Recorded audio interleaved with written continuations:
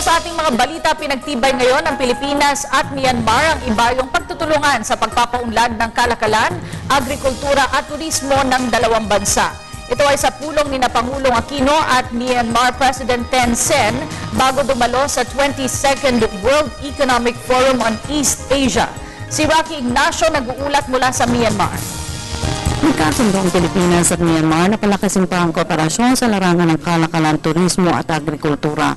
Nagpuno si Pangulo Aquino at Myanmar President Thein Sein sa Presidential Palace. Kabilang sa mga ipinabot ni President Thein Sein ang interes nila sa produktong saging ng Pilipinas. Pasado alas 10 ng umaga o alas 11:30 ng umaga oras sa Pilipinas nang dumating si Pangulo Aquino sa Myanmar para dumalo sa ika-22 World Economic Forum Asia.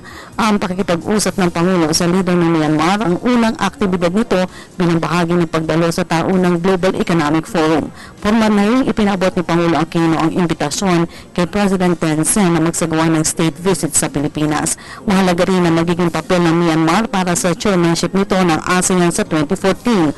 Ito ang unang pagkakataon na bumisita si Pangulo Aquino sa Myanmar at unang leader ng Pilipinas simula 1997 kung saan ang pinakahuli si dating Pangulong Fidel Ramos. 57 taon na ang diplomatiko relasyon ng Pilipinas at Myanmar. Para sa telebisyon ng Bayan, Rocky Ignacio, Nipido, Myanmar.